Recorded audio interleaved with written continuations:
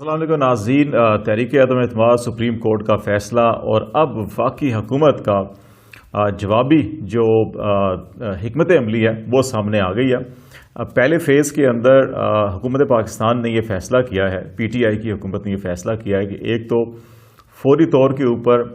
تحقیقاتی کمیشن قائم کر دیا گیا جو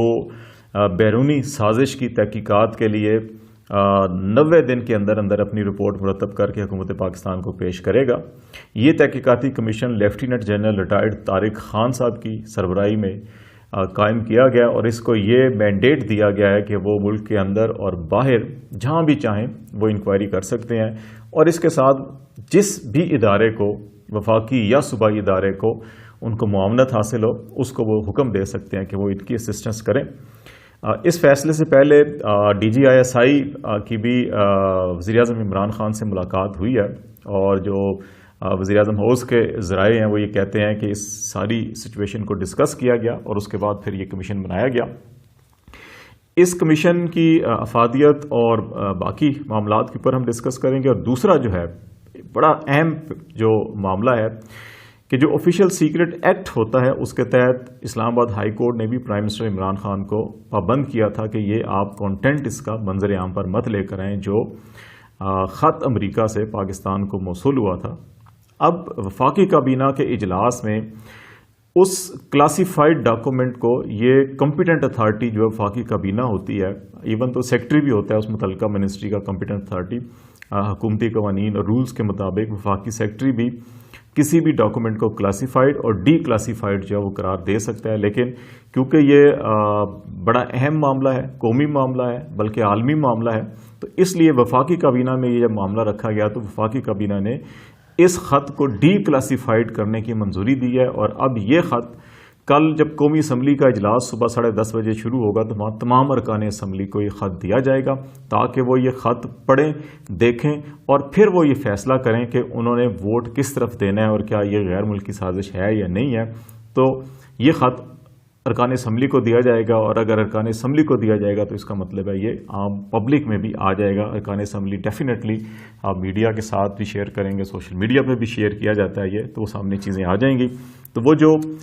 اسلام آباد ہائی کورٹ کو یا بعض ایسے عناصر کو جو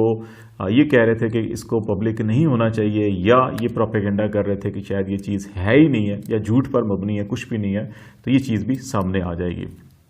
تیسری بات جو حکمت عملی ہے اس سے آگے جا کر وہ کیا ہوگی اس پر بھی بات چیت کریں گے، لیکن پہلے ہم ان دونوں چیزوں کے اوپر ذرا بات کر لیتے ہیں کہ اس کے فوائد اور نقصانات کیا ہیں، اور اس کے نتیجے میں جو ملکی صورتحال ہے وہ کیا پیدا ہوگی۔ ایک اور جو تیسرا اہم ڈیسیژن ہے وہ یہ ہے کہ جو سپریم کورٹ کا فیصلہ ہے ڈپٹی اسپیکر کی رولنگ کے حوالے سے، اس کو وفاقی کابینہ نے جو ہے وہ پارلیمانی امور میں اور پارلیمنٹ کے جو کانسٹیٹیوشنل فنکشن ہے اس میں مداخلت قرار دیا ہے۔ یہ بڑی اہم چیز ہے، اور اس کا مطلب یہ ہے کہ دو جو کانسٹیٹیوشنل ادارے ہیں، پارلیمنٹ اور عدلیہ جو ہے وہ آمنے سامنے آ گئے ہیں، اور اب یہ دیکھنا یہ ہوگا کہ قومی اسمبلی کے اندر کیا اس سلسلے میں کوئی قرارداد بھی پیش کی جاتی ہے یا اسپیکر جو ہے کوئی رولنگ بھی دیتے ہیں یا نہیں دیتے۔ لیکن وفاقی جو وزیر ہیں وفات چودھری صاحب، انہوں نے کابینہ کی میٹنگ کے بعد جو پریس ٹاک کیا اس میں یہ کہا کہ اس کو پارلیمانی امور کے اندر مداخلت قرار دیا گیا ہے، اور وفاقی حکومت جو ہے وہ سپریم کورٹ سے نظر ثانی کے لیے رجوع کرے گی، اور اس کے اندر دو باتیں کہی جائیں گی۔ ایک تو یہ کہ پارلیمانی امور میں مداخلت ہے، اور دوسرا یہ ان سے کہا جائے گا کہ جو اتنی بڑی عالمی سازش ہے اس کا فیصلے میں بالکل نظر انداز کرنا جو ہے یہ حیران کن و حیرت انگیز بات ہے، اور سپریم کورٹ نے اتنی بڑی چیز کو نظر انداز کر کے محض جو ہے کہ ایک پارٹی کو شاید فائدہ پہنچانے کی کوشش کی ہے، تو اس معاملے کو بھی سپریم کورٹ میں اٹھایا جائے گا۔ اب یہ بالکل براہ راست پہلے جو ہے وہ اپوزیشن اور حکومت کا معاملہ تھا، اب جو ہے کہ یہ حکومت اور عدلیہ اور پارلیمنٹ اور عدلیہ، مطلب اب یہ معاملات یہاں تک پہنچ چکے ہیں، تو یہ اب دیکھنا ہوگا کہ آگے صورتحال کیا بنتی ہے۔ سب سے پہلی بات کہ ڈی کلاسیفائڈ جو ہے کہ عموماً اس کے اوپر یہ کہا جاتا ہے جی کہ شاید ہمارے بیرونی ممالک کے ساتھ سفارتی تعلقات خراب ہو جائیں گے، یا یورپی ممالک جو ہیں اس وقت وہ بڑی ناگواری کا اظہار کر رہے ہیں کہ اس قسم کی اگر کیبلز جو ہیں کہ پبلک کی جائیں گی تو پھر پاکستانی سفارتکاروں پر اعتبار نہیں کیا جائے گا یا اعتماد نہیں ہوگا، تو ہماری سفارتکاری جو ہے شاید وہ متاثر ہو سکتی ہے. یہ ایک حلقہ ہے جو اس قسم کی گفتگو کر رہا ہے. میرا خیال ہے کہ جب اگر تو یہ ایگزسٹ کرتی ہے چیز، اور اب گورنمنٹ جو ہے اس کے اوپر کمیشن بھی بنا چکی ہے اور اس کے ساتھ ساتھ اس کو پبلک کرنے بھی آ رہی ہے نیشنل اسمبلی کے فلور کے اوپر، پارلیمنٹ کے فلور کے اوپر، تو میرا خیال ہے اس کے اندر اتنا مواد پھر موجود ہے کہ جس کو پبلک بھی کیا جا رہا ہے. اور اگر بیرون ممالک سے ہمارے سفراء کو، سفیروں کو بلایا جائے، دھمکیاں دی جائیں اور یہ کہا جائے کہ حکومتیں تبدیل ہوں گی. سری لنکا کا ذکر ہم نے خود 4 مارچ کے اسی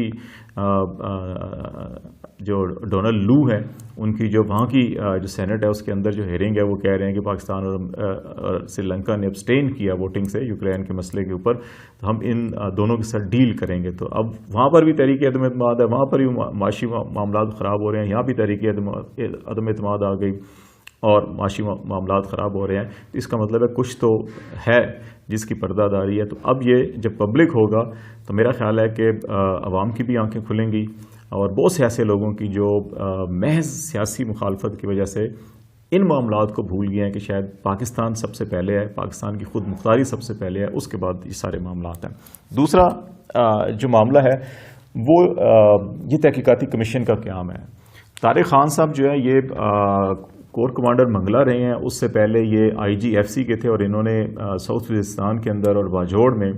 بڑے اہم ترین جو آپریشن سے دہشت گردوں کے خلاف وہ لیڈ کیے تھے، جس میں شیر دل آپریشن اور راہ نجات آپریشن، یہ 2 آپریشن تھے اور بڑی کامیابی کے ساتھ ان کو پایہ تکمیل پہنچایا تھا. اور انہی آپریشن کے نتیجے میں دہشت گردوں کی علاقوں کے اندر جو نیٹ ورک تھا اور کمر توڑی گئی تھی، اور پھر اس کے بعد اس کے جو ثمرات ہیں پورے ملک میں بھی دیکھے گئے. اس کے علاوہ وہ خود بھی خیبر پختونخوا کے ٹانک کے رہنے والے ہیں اور ان کو یہ ٹاسک دیا گیا، اور یقیناً وہ ایک پروفیشنل سولجر بھی رہے ہیں. وہ انٹیلیجنس کے اندر بھی ان کے کنیکشنز بڑے اچھے ہیں، اور وہ ان تمام معاملات کو کس طرح سے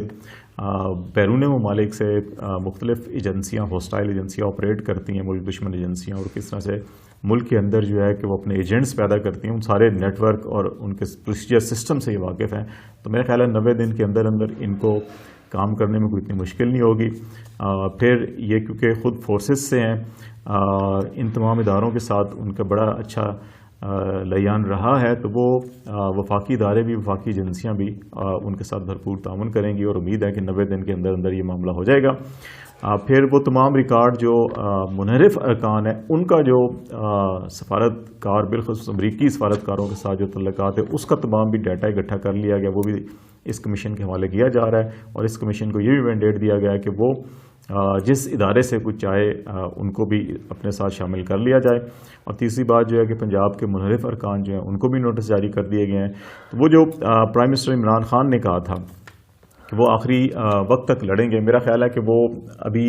جو یہ تمام لیگل آپشنز ہیں سٹیپ بائی سٹیپ استعمال کر رہے ہیں.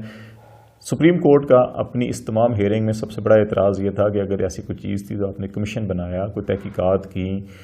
کوئی ڈبیٹ کی فلور کے اوپر، تو وہ چیزیں اس وقت نفی میں تھیں. میرا خیال ہے کہ وہ جو کویسچنز ریز کیے گئے تھے سپریم کورٹ کی جانب سے، ان کویسچن کے جوابات میں اب لیگل ایکشن شروع ہو چکے ہیں. اب یہ دیکھنا ہوگا کہ نیشنل اسمبلی کا اجلاس ہوتا ہے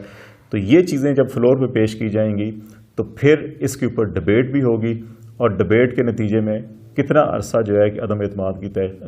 جو تحریک ہے وہ مؤخر کی جائے گی. یہ اب قومی اسمبلی کا اجلاس جب ہوگا تو اس کے اندر بہت ساری چیزیں جو ہیں کھل کر سامنے آئیں گی.